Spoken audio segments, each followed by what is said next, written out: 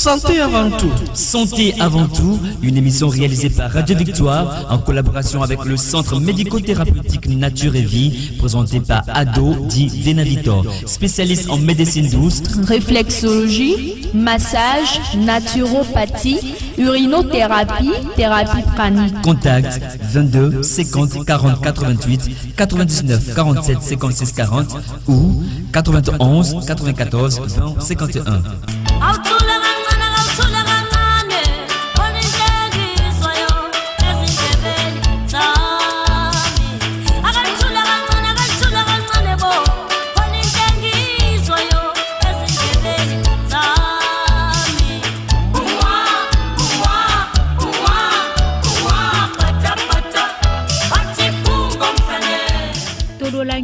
Ape tokple ape no le victoire FMP yaba la oti aleke mi fona miro apia mede de vio amesia me foi mi ohami fo mi dakpe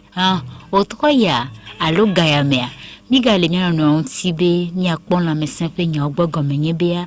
la mesin afire pepe alunde pepe ka wa ne ya le kwa mi temu wa nu si anu ne mama no mela mi metemu wa na ne ko mi katam nyenye e mi degesi Venavitor Ado e le mianti ebe gameran ya ye mi ko fuanu de jojo menu yo ke po khlamiti le ke mi aten azan le dodonu eji ano la mesemia yenti ye mi gale mi agboro yento ele mi agbo Venavitor mi awezo Yo. Centre médico-thérapeutique Nature et Vittori. Au fond. Amesia me foi. Amesia me foi nyone. Leke Edouard Elia. Ni les deux acpé ne mao. Ni les deux acpé. D'accord. Ces derniers temps. Bon, tout le monde nous vivons bien. Ni pas de si bébé et Amesia me dit que ne sont et do chronique allo Edouard et l'entité bon qu'on va autant au les pommes-titi et les tchotchinami. Centre médico-thérapeutique Nature et Vie. Nous kao beona. Et n'y a qu'un le poufou. Au fait, anémia les noms pour le founois centre médico-thérapeutique Nature et Vie. Nous va centre one. Ban yomi taroji nous banto. Mi donami. So yona donami. Evegua mi sona jojo menudo sodona sodona donwa mi sona na donwa ke ni zenweria ela poto yoyoke mi glona ne mi dono be alekola zan amagbe odo alo atiku sisi odo nwede yola pon doyoyoa ye wevete dono sugova ebiarabe nuke mlejadu aleke madu ndu bakudo to mi pona nu poso esizazanti sugbon aleke amelaza sido nwede ya aleke amelaza anyikodo nwede ya aleke nono mi wiulido ke missiona me aleke me ala tro madele numedo aleke na me afo ela mi on kuvido aleke amea la pondo kusu la so yodo na yedo kwe bakudo to alo adaside ndokusu gbe ne yeyidea elava nu bon mi le calé bon mi jana gbagba be bon mi mu ibe de amela be atike gudu ye nkeke o mento chan mi glona audio kama alo visio kama menyao alo visiothérapie ano pozo lumière de o kwa ele yodono alo ano se psychothérapeute gangan menyalo kwa wala kowe ele yodonai enuko nele miagbo les fifi mea wawe wan Venavitor ke mielenti dona mede yekere to domi le gayame e amelolo ye wonye wadi be ya no asintio amekene ya melolo da fifi ye be jibe ya ma bon ma glono be kakasi be près de 20 ans avant j'ai toi c'était 1,75 m. Et dans le temps, les mailles là me pesaient à l'eau, à la fin de cap, à coup de méton. Donc, et ouais, bon, par la suite, on va pour diabète, tout diabète, pour mais kaka et mbani et doyola, les bémé, pour les poids. Donc, et bémé, je suis régulièrement, je suis autour de 80 kilos. 80 à l'eau, blani, et djidjia, nene béni, donc, c'est de près de 20 ans, il y a me dit 23 kilos. Alors, et 8 votes. Il y a un oui. Mais on avait blavé. Blavé. 8 votes. On laisse la fille. Donc, na me dit quoi, bébé, il loulou. Il dit, bon, il y a ma. Bon. Big bonabe, si zozoa. Na me allé nuéria. Elle a pris un tibé, elle a ma. Voilà, comme c'est ce qu'elle est ici. Mais Amérique ni loulou grande. Allo Amérique ni masuboa. Elle est si bébé, il m'a akala. Allo, il m'a go. Nous l'ordonnons de nous. Si zouzou nous et donna et agoame do nuede que wone beno le wene ni kaka kwa olava anon non me kene diame amedo vona bene yole vitukuria ne yole nusuzo yola ga no makpe une ni bi ne agoa to va le odolu lulu nouveau poa enana pepe mekene je ne koko mekene odua enona non me nueto ami. Vous voulez la fille? Bien. Et nous doudoua et les viviers les mieux d'autres dames. Et m'bonachabe non yame lulua. Nous béni be godogodoa. Ola no tendu dudoko. Mi bonabe régime draconien. Nous be doupo. Ola be n'ingba dounoa fiche magalu. Non, c'est pas ça. Ola no dunwa de asinouye yo la nyanka ke mechan yo la non dui le pode menemi tona medebe au fond ndika emi be do sizozo ololo walo ole pepe mewa eto bladenti donc mi plono be ne au fond zirika be mega clone be one do sizozo litarika kufan zodi ne si afioa soit lui soit d'arrêt et y a trop favier si on tisse soit un tisse de carine boné à son et nous qu'on et la perinti obi o la tin non nous madu kaka o mano se adolo kaka sibi o la no do sibi gawe vemenene ko va do gawe vemea o la tin du nous kene genuere on a été du molu, on a été du foufou, on a été du akume, akpa idro, ablo idro, nuki idro pa on a été du. Ko du nuende nene efo. Wetro mea. Mbadibe ola ga du nou enu penpenko. Si ya wetro mea, on a été au saladare que chou la noeme, betterave la noeme, carotte la noeme. Ye no o salade wa togbe sabule nulu yemea mu hiabe aba o mayonnaise kolumu mu hiabe aba o aleki miyone ma spaghetti kolumu asokpono sodu ababe asokpono sodu awe gbalo ne po landu no le dunu ne do lolo san o le japobe amio graisse que nous les nous pour tout temps on a non dégraissé il y a que nous idée il y avait il y a fodia on la bombe on la de nous dibalo les lami nous on non mais wa kaka sibe litire ka on la perdre kilo boburi kilo on a ko perdre mba ya trouver te po et que ne didi koton mba ya trouver maintenant tu continues. Fifi a manibe et régime wa eye poe o la sono continue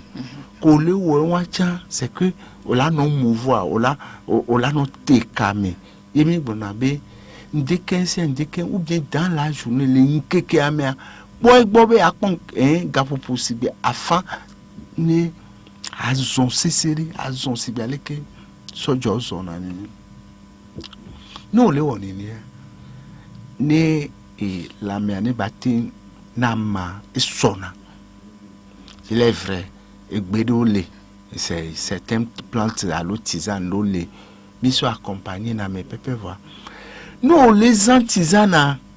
y on les observer et nous commis les blancs et nous commis blanc on mettait le oué nous là non si vi on les voit on les jazz on les quoi la et amelolo makpadia nous coller gloyer maté blanc non nuede et yewa leke mi le dontina me de ikeye otro me benu dudua ekpom nito ebere to nambe eva de gesi bene ibunwa otro me imranya dans mes venailles, c'est-à-dire pas il est en colère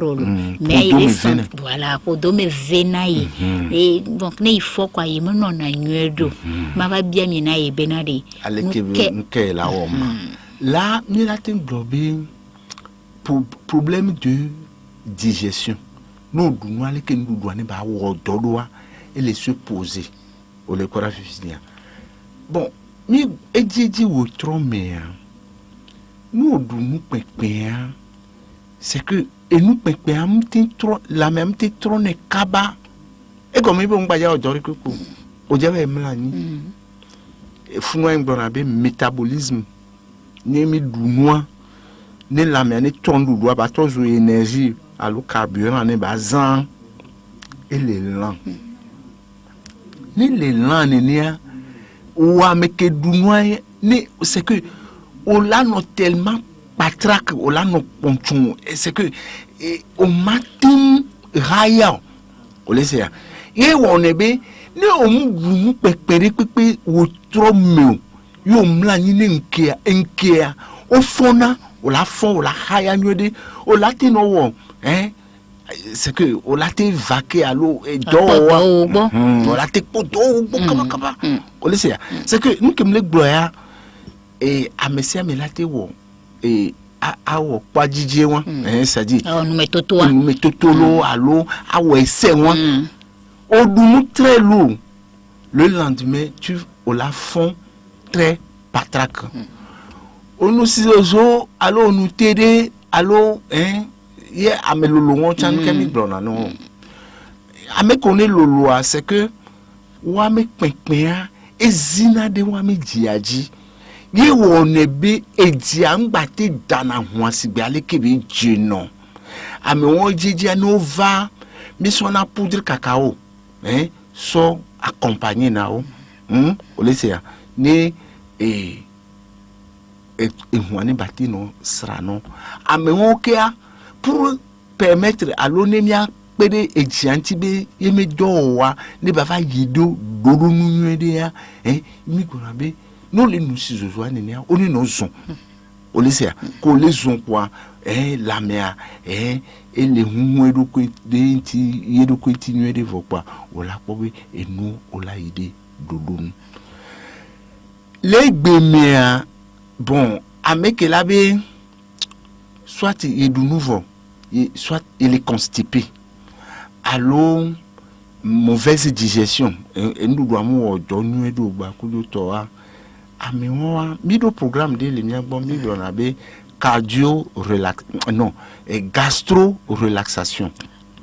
donc amialate va la va suivre programme moi vie et là où est derrière on est dunwa pour dachine va la va et il y a Evania bon peut-être au programme au cours de la journée il me dort c'est que sous me minyae et les bébé et tagumia et là pour nous yedo kwedo de quoi on l'a pas bombé sur le plan ouin et si be keneni et pour dachi benya ouin on l'a pas dontini on le quoi soit à au dachi ova allo ouais hein pour prévenir be alobe atidada ngbavan donc ne inyake obiom ne madwenti nwedea yele nibe hein wonto odunu wotrome inabe c'est que canadien et nous ko on a nibe no dunu voa on va mla ni zereko ole para fifia auto nonate étant viré vos auto zona nwede afiva mla nani alebe enu doa ne todo nwede de baba de founon zame parce que les indigestions là on m'a dit dans l'enfant on m'a dit dans on les pour vivre parce que les signalé que on m'a dit sur nous corde monter mais vont la jo le monter agbe la tourner monter avec ba odo plus au son nous né on la non jobé hein ya ko gbobe ne ba moudre noa nuede on les la vivre donc il y a Venavito ado mi sene benko bia me ro ha mi pone hika ebelo mi adon ku fi bele pe number yo jike mi aten yuele ple gayo me be ona do ba senaro mi grobe no be ava ado Venavito gbo apeto ado Venavito gbo repère bantoa yele ni be fisek Togo kenele atikume bon e more ton kumene il est kaka et bossimi et mon viré tout donc pas encore moi mon viré tout lucimene et moi moi didipo mon viré et moi que tout et m'y amener quel untiser cavo tout m'y amener didi de université pas mais no somo didi les jo la ngomwa ti les yide gomme vo quoi voilà va pour m'y amener plaque et ni plaque rede on mes centres médicaux thérapeutiques naturels ado di Venavito plaque ré alors plaque jaune mitre fisia et tous plaque ré même nous langue moi tout là nous pour moi que mi le boadira pour là pour plaque ada ngba ni va me la bio à la TV mais les sipe à 300 mètres donc on peut des petits records voir meta alfato wow la team ici à mes téléphone number wa mi gobé ça fait 91 94 20 51 Togo c'est là 99 47 56 40 move 22 50 40 88 fixe à et moi il y a quelqu'un me omi on adore mi on adore so jura gbe kakabadona même les nagbe bien dès que ma quoi dit wa mi tonne dit gandre faut être am to doji ho parce que amedo donodo fond va et comme be no la won et si o allo traitement psychologique à nous là ouais au besoin environ au moins sous 30 minutes gadomi amedo inakaka 51 minutes donc Amérique ne dit kaba elle avait des blava kaba normalement mais des blava kaba nenia voilà ce dernier programme on dit yo be mi do la rendez-vous alors Venavito mon rendez-vous mulo premier venu premier servi nene on est on laisse la vie donc et ne amegben va ne vo po mi la odoni ne hia be we amina tonwa si am le dibe o pobe mentalité allo miami susu dede amede la va la mlani o la so machine ya so chone kaka de cité ya bon mu janya be comme on toucher mu no atike chon marpo enu amedo o le pora fisia afia medo wa o la va mi chaka na wa me via ko massage ne vo allo o wan ne vo abeneva ne o massage ne o le pora fisia voa amesugoto décide dobe ne yo mla ndo funu kaka yo va cité ya et tronandele la mena yo pour laisser la vie bon donc ami on a de 7h à 11h de 15h à 18h officier amedoa comme bemuga ne on va si de 18h de bon ne mu be de mgbadia va annoncer au ma don alumdia en consultation parce que on y a noa d'arriver nous va de pomila ouais non et amba n'ingbalé non trop Exigeant. rigoureux. N'ingbalé non trop rigoureux. Donc, Amedoa, on l'a été va, mais quoi. Auto le dormir, on la va faire. Même les amis, on a dosso gandrin, ça va do gawéreke. Mais c'est fait avec du soir, mais on va dire, avec même les amis qui va y soir, mais on va dire mon pomme. Parce que mitou, on trouve quelqu'un, doit vivre des sous-soudenti, doit vivre des pintom nani. Il doit t'afflacher na olo. Mi doit t'afflacher non, ou me connaît van et mi doit t'afflacher non. Baga, ou mon papa a chamak bona, mia noviobe. Amedoa ozana j'aime de blé nuedi ye ejiji amekozana ye ejiji amekozana j'aime de blé veri wade o la pobe onya amedoa no pese wa me poa kenejia ele wasi ye o la pobe elle a te gbono be do si be 60 65 voix o la pobe ele nuedi donc j'aime de blé ma o ba pleiner ejiji. Ces derniers temps, j'aime de blé, amido rupture de stock. Et vraiment. Amido va dire, on me quoi, dit on monte quoi zerika, n'est pas un nobo. Mato nobe fisia, j'aime de blé, et trop bova. Wa me connaît tes années, nuedia, on est gatrova. Ngabo, là nos ans, j'aime de blé. Et hélas, ouébé et dio, là nos donnuede, ou là nos ans, j'aime de blé. Hein? Que là webe nkuvi ola no donnuede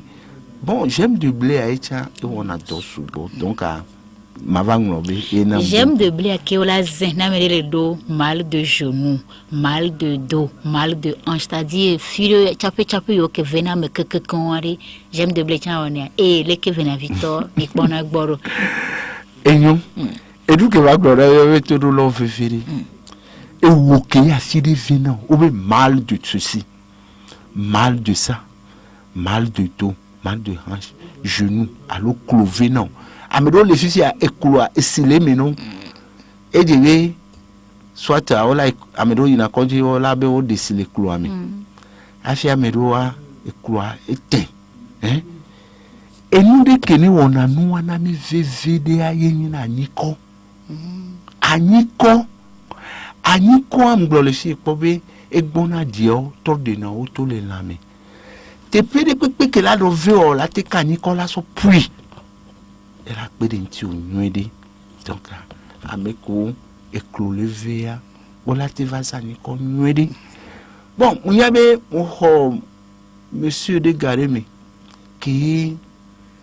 sciatique li defune vivili bon mi doy gama mi podo et do relax si on peut les gammes demi doué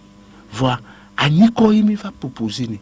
mais non kaniko pas non so poudé dimi puti a dit fais vite le gomme les filles lombera so va ça ça comme Dieu hein non que so no fufu ni no nani lu si fa fami onyabe usuwa kini le boya ni le jazz son la suivre et avuku ko e ma fola do anigba non mais wa et non tene donc aniko au lieu de mal de quelque chose et nous dit là tout il soit mi ramede o yona et nous alebe pepi et nous t'étais vidé benina voir et vena me vevere et te adene pepi te adene nous kami mi glone beni ba ni ku argile poudre kolo nume kebe ku argile poudre kolo nume quoi ni gba be ne va loe tero et fike et nous t'étais adi 3 jours et pom titi ou laisser donc et mi dira gbon mi o mi to du lobe anikoa e wona do su bonto neneke ne eme usage interne annuel do poudre poudre emi gbona bonenu e wona do na mi nwede olenu aniko vevito amedo ke odona tremblote amede ne so bien que fifi bien ngonwa e ma le ala no vous difficulté avec difficulté et bien là la sani au mantocha donc on va les noyer comment kana possibilité qualité vérité tolitra mandrin ou la pobe noire elle a se corriger au moins qu'à notre trembler pour les para vivre donc et laisse-moi et vient et nembema siwa mido programme au hame gestion de la douleur mido gestion do relax donc la mendier la connaît quelque yomi voilà maintenant de programme agi et somme les remèmes laisser les tourner d'adabe et n'y a be programme be wona don toma bien la mi lever nous placer nous na kaka nous va de quoi vivre ceci awa ou didi nanae ou laisser la vie donc nous décider que nous concernés vivre ceci et puis à nimibe relaxation du dos c'est que mi gbona be mi colonne vertébrale allo mi dime fitia elle est charpente ne corps à quelqu'un nkuvi me ka autofun etomi ka autofun monti me ka autofun eji me ka etueme enua estomac me ka etueme et bon intestin me ka o tueme nini ka vai elisibi architecture nweden toy ma wo le fun tro no do totonu le fun si a wa me de que on va le dos et mal de dos alors colonne vertébrale mais problème et doit elle atteindre ou faut pas de manière physique il va mais et doit c'est de manière psychologique soit bien au choc psychologique de donc ça agit sur la colonne vertébrale donc pour moi mais muscle qu'on est entouré par tout toi au dos et les courir va non au le avec ce programme dont nous disons au tendo si be hernie discale on a été global l'avait opéré nous va suivre le programme mois des premiers mois au on est pratiquement tous les jours kaka mois ban travail moi vegan on va au egbe asoma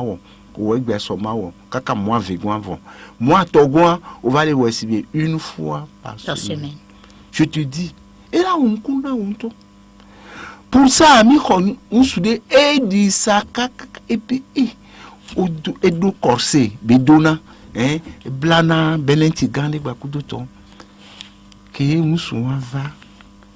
imi wo to gba to ane parce que colonne vertébrale moi elle était plus souvent au combien men kumea de mi son doudoumia tout au doigt kakavato monti kakavado et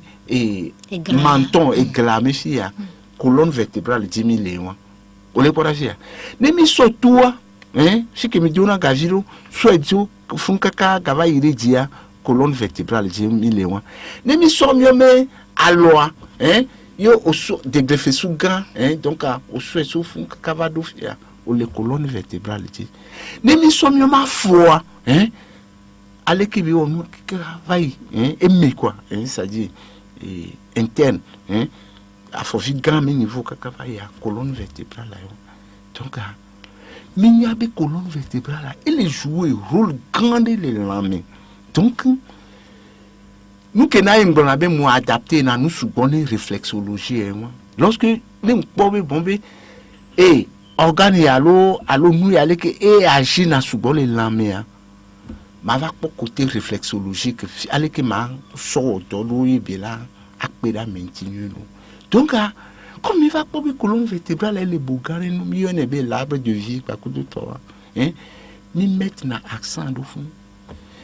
que monsieur avant mis donc colonne vertébrale là mi va donner intojolo mais mi wele afogome mi wele nkume mi wele alon il bénéficie bien pora c'est que il est tout dans ce cas si bébé il est si magique qui est mis on a une ou le quoi que mi on va voir il va son programme de doa les délogi du temps il va ça va il est donc nene et donc mi on a vivre les yome fou noyant odo ulcère Odo ulcère. Tu n'as pas besoin de prendre un produit. Mais avec ce programme de gastro-relaxation, mais la pérennité ulcère ou la note non. Enfin, bien avant, à ce programme, on va. Nous, quand nous avons me connaît l'ulcère, nous avons au fond de qu'un nous si. Zozo. Bien.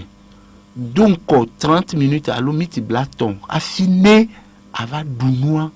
nous si donc. Tu vas voir, kakana aussi 10 jours, on l'a probé, ulcère, et là, non, tellement atténué, au magani, bon, on y avait tenté noir, et un malaise de mal de bénina, c'est que, et embêté na mento. Bon, allez que mon magnon, entre temps, c'est comme s'il y avait un problème dedans, et me plaît, atikedi, bemanou. Que moitié qui a quelques temps après, on l'a sorti bébé pour dormir les cricots. Viens la mion. Et ça te gêne. On le croit finir. Donc, et médo, ulcéreux, on l'a te va, qui argile, Aniko, et on a ulcère, nuedi. On le croit finir. Bien. Mal de tient de nafuna, mais et tout mi ala no tigano yo amedo to idina yo yone be akufen moi mi do programme ne ko va ke mu hian be anu atiko ale ke mi do pompola na me do van oni soit amene gbona ne ka ke me be ja consultation no tena be ni ngbo be nu ale ke mu hian be anu atiko bon nu ale ke le woyi ça va me faciliter la tâche rapidement et y a un temps maga hian be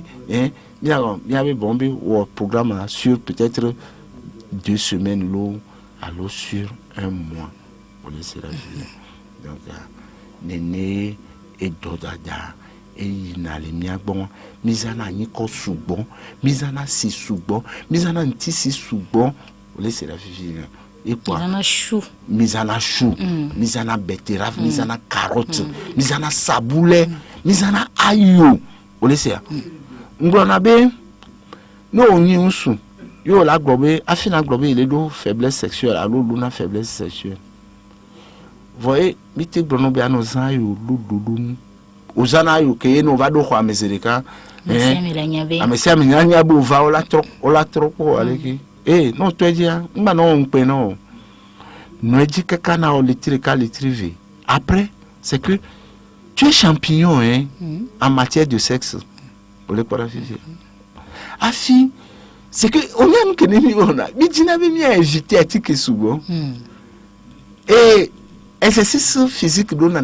Olaniabe, on va faire quoi m'glober fontanelle et tamé de dos. C'est le chakra 7. Mido ngunu chakra 6. Mido non quoi avec bédo dia chakra 5. Donc on les néné. Ma où on te peut on do mi antibi mi no bon. Capter l'énergie cosmique,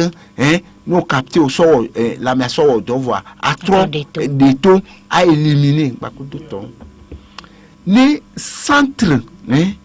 centres TP1, nous autour c'est d'où l'importance fouet bénia les bé, midola non ou activité à notre caméra au l'école physique. Nous on va aller au donner c'est que elle est suivie au son oxygène va voir même téléphone avec un téléphone donc elle est déjà coup on laisse la vie donc elle est sérieux et nous y a meké ma on to so dade na mi be mi ano ba no pere mi antia to wa on les enyedo on la kunyanga kaba tu vas vieillir de manière précoce on le croit fini si a ni typiquement exercice de ensemble d'exercices de l'emiasi qui mi fiona me abe ino exercice one ni kaka na 15 minutes et là on on se ve au zonlo alo fudu c'est que aleko la jadero et là non se ve au fudu c'est de 1 heure de temps nini c'est que quand na 15 minutes no exercice anuedi ni gbolombe o la gbon o la tout gbon o la ron kuma c'est que o la ron e lokaya o le fi faut doame no gbon la tout gbon pour toi mais là c'est yo là ça exercice on a nous au théo exercice on kaka sibi 1 mois voire 2 mois c'est que nous les poses les cas tu on là non réuni c'est-à-dire comme là non dazono là no clean non justement comme là no clean non là mais à cause de là n'y a mais bon nous donnons yo on les pour faire yo la bi et là tu mets tout et nous essayer de c'est que on les pas jibo on les pas poumon bon on les pas bonne circulation sanguine avec que moi là no strado parce que les moi les strado dodo nous ya nya ko be on la tinje do on les c'est la vie donc Benavito AVC tode ola tengere miaji. Ovana AVC seulement on y a nous que nyingba jina be ne jora miaji zire kanivon ne jori juwa yi konji ne konji to o fokeken yi ga ke mobo la o rééducation no a vamiagbo ni la pe ntu nwede o le c'est la vie parce que ga ke be jozirika nous ke jono soit à kajiawo hémorragie interne miamiabe odo hémorragie interne alo miamia parce que une photo mi les radiographie mi pipo nyo a susu émission on ado mi nyame bombe ne nu ale wo aleke alo odo AVC oture emio makpajia mi nyame bombe dusi makpajie mi le jaso wo do le nti o la gan o le ko ra fifi dia yi konji ne konji to wo vo trova et puis à garo metianu ke jono o la grona me abim gbave wo aleko eya njave wo doju sisi awala ba no gbobe bombe ke no ajo anto de fika oto e to papa adogbo non o le c'est la fille cancerori no va la po ameno surtout middle programme de sain et mentalement sain c'est que à nommer problème de pique à la tin do droit et mes programmes les on laisse la vie dire donc ni nyon le do programme afi nyon to chamio me massage o me te pe le ke mi on en essaie anola te no do alo la no veut vivre mi na aussi be quelques 10 voire 15-20 minutes ni mi donwa seulement don ya nous ke be wono don avena evena o le pora vivia alors be avant me ani ko mi choka o kwake mi choka skia mi choka skia non mi so lunette a so do nkubi non evon kaka si c'est 58 minutes la veille les 34 minutes et va y va quoi c'est que au recevoir traitement voyons o le pora vivia ameri abole ve kaka mate ko boy jele ko mate danu ade ela tempo ela ko do yoyo kabelazon elle va parce que massage de o nana nyimi gbona be oni o ejiji ana boile veo ni mi don kaka don vo au moins on la te kokwe doit filer maganono sibison maintenant il faut venir continuer mais bon nous on garder mi honolude ni nya mi kikukuni wo voir a boave bon njami wo kaka bon edidi na la gatrova bakudo to voir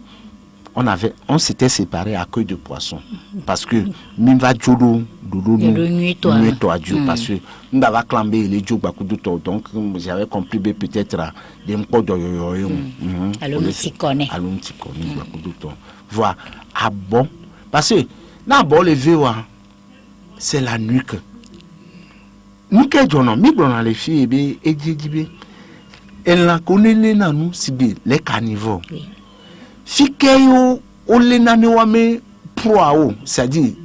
nous que be jibe ya la que bébé ya lene adu afike be jalo e comme me di avile les filles founuye ole na wa parce que e kasugbo me jonction alo kasugbo me popu me poupopé wa e won ebe nini be ale côté yonema c'est que des filles que au matin gado me au matin o do le abonti que o ma o do le nuika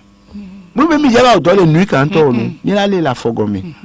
o le po gado me amela fala ba bo le ve kaka na po nuika me te pe la fogome kaka sigbe miti ama ton no bene koko aboy la koko eji la trodidi o le pora fifidia mais et nous kiki wa edebe amia do la awe un peu de manière très rigoureuse au lycée Venavitor mi mapo kwa tizano bendo le miasi emio si o programme ko mi bloca kaka mal de dos mal de hanche bloqué comme programme le massage hand le puis tizano do le actuellement mi do biogénique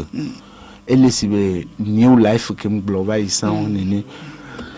il y a gassé un ton normalement cancéreux au chan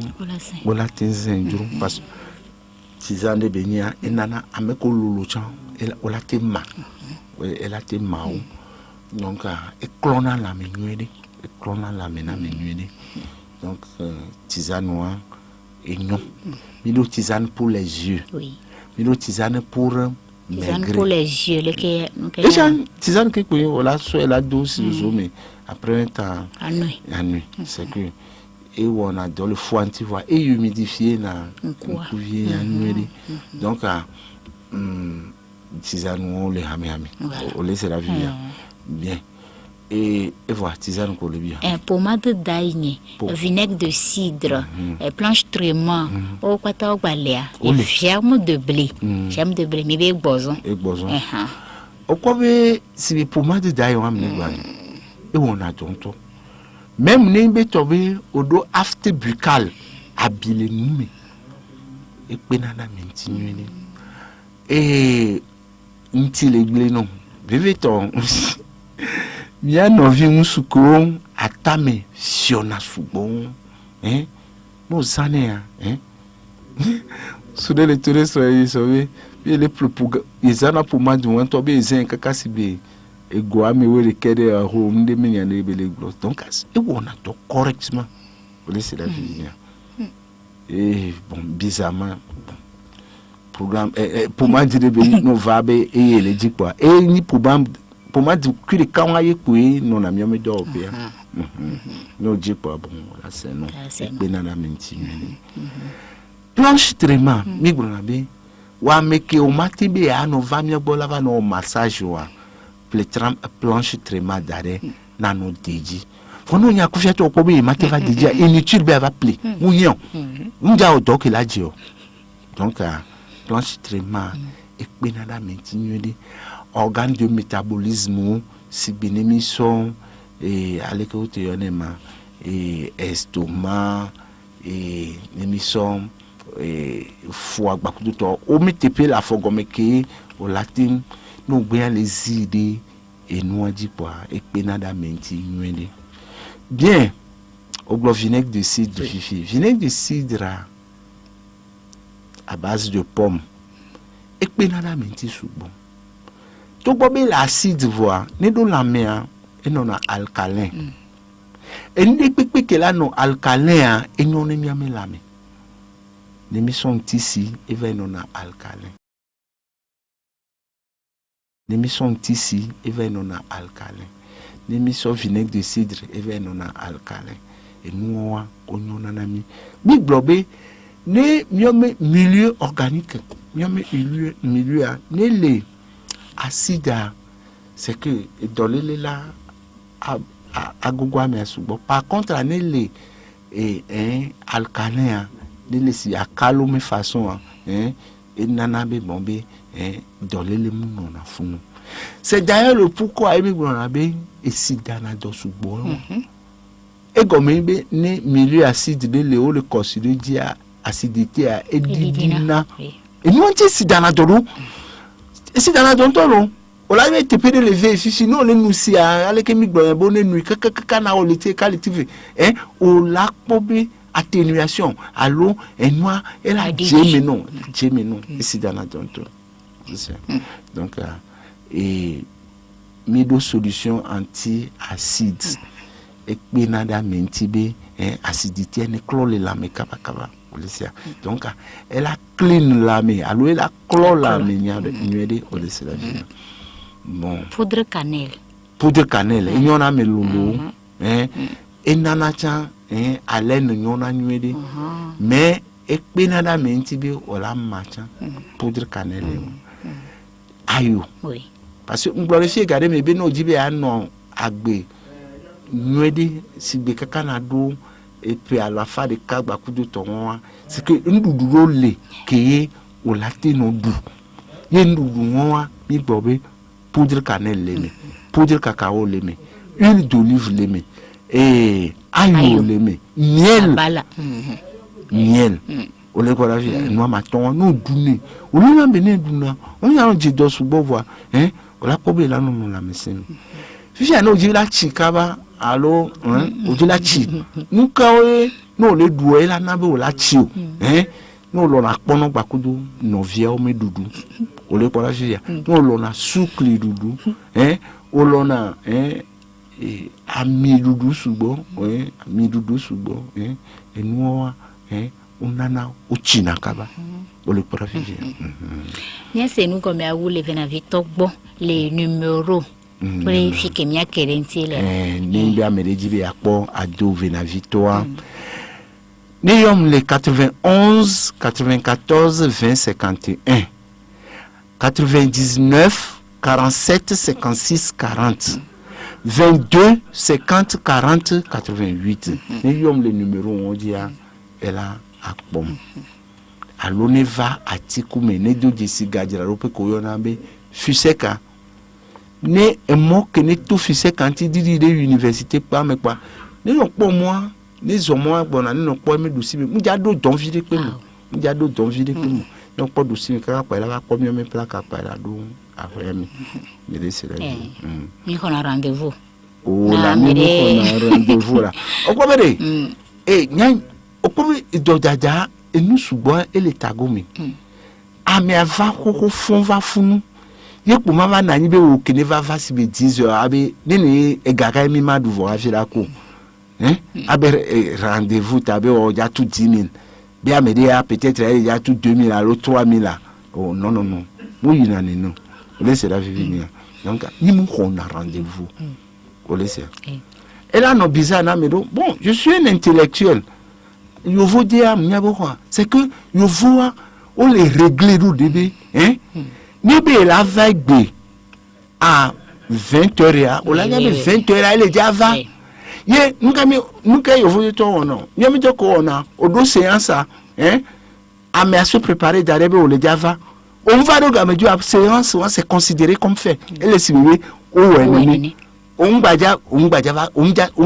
se plaindre c'est que éducation ko me permet. Nous n'avons pas pour le moment cette éducation. On laisse la vie bien. Bon, amelo la globe yembe les amis, nous amis de coucou. On laisse. Amela to prove amelo jona wala yobe ava samedi abe bonalo. Elle va na nkaka la va si be peut-être 2 semaines après abe yo ni sobe la va voyer mte ba bon. Non, on la hada me wontia nko la ti wo, njati wo dore popo. Sinon je suis et nous que nous blonds et mener qu'on a monsieur mais au bien va et bien américain ne va ni ton fond nous en vont les ou les pour nous cha et monsieur ava mais va aussi on est quand que nous souhaite d'aller bema aussi on est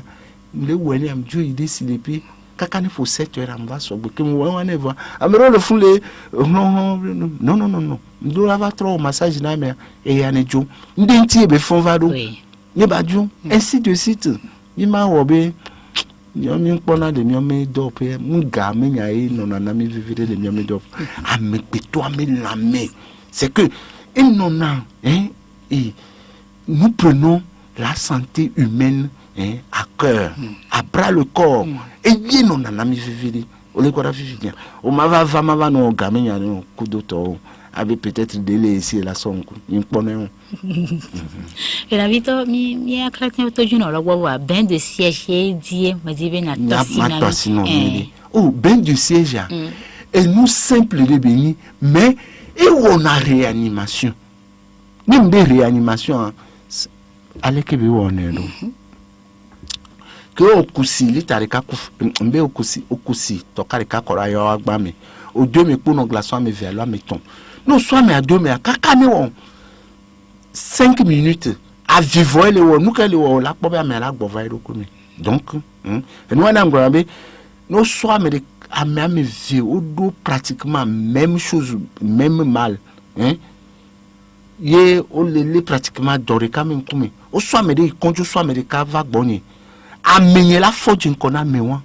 que o soit condia parce que quand on est docteur ne va nous glober il a posé diagnostic bébé a tension ba coup de to quand on est wa ba le dit 20 wa do serum ya mo vo parce que 5 minutes pour mourir mo vo à mais la fond on laisse la vie ben de siège et les maladies d'ordre gynécologique et on a dit nous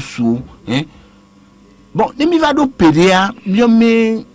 vocoua on battait pour na pousse bien aller kebe pour na pousson voilà non ben de siège au ben de siège on déjà pas vocoua là pour un temps. Elle a pour nous aider si do tande au le parafia et dire na nous suboro ameko faiblesse sexuelle le funocho on la au bain de siège on kumeda na on dit bon c'est que bain de siège à l'eau à cousipo la nani de mi à 2 glaçons la nani de mi parce que mi le globe mi met température à mais mi corps à mettre température à 37 degrés les mi aussi à on a autour de 20 degrés à 18 degrés. Non, on a ni et Dieu journalé, mieux la même fille que température haute et Dieu journalé font va y nado et siamé par effet d'osmose. On laisse la vie bien. Il a clara. Wow, bon ami, mes filles mi gardé mes hambe mi aso, glaçon mi able réunion sont daré. Justement. Et comme fou noir. On doit vivre diabé comme fou noir. Elle est une jonction de beaucoup de nerfs. Qu'on soit garçon, soit d'aro fou, kaka si de 20 minutes, elle est au dolé. Et nerf au kekintino. Elle a na au la dano. C'est que ça améliore le sommeil. Et améliorer notre sommeil. Elle a na n'étalé douat, elle a dit, elle a na non ni hypertendu à blabla, attention là. Elle a dit, au laisser la vie. Mais donc on est originaire, ni mi bemia yoa, ni mi ateyo mi asenu comme. Venavito ado, elle est 91. 94 20 51 91 94 20 51 99 47 56 40 99 47 56 40 22 50 40 88 22 50 40 88 Nemido Fusek à Tikumeare. Mi didi si mi va à l'université de Lomé nene. Il s'y a mis dans les plaques à m'bagner jaune. Ezohe, mi m'angure réami. Quoi mi a po, mi tare bardenti le fuma quoi. Mi doit yami, mi no gameji. Ne favado kapi 7 heures pour. Et ouais, wane le wo kaka pour 11h kapi va titre la fin va de 11h30 de kukomate pogbo nya se mi no go me nwide ikwera aha ga me be nya na vivre nature vie va doame otro mi agaton kaka na 18h otro me garder ne toto do me vo we nya programme le pe be ya va wa bon va wa po mi klo mi agble wala we no voix ne nyebe ficho da poser diagnostic alo ficho da kobe le ke no alo yo la te de susu tontia de kuku ao magayi ne po 18h tontio samedi a to gadre na gawi de ke kwa o do alote akpe la médecin wade donti nam la ehianam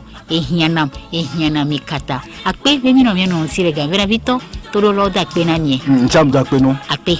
ke neto eizande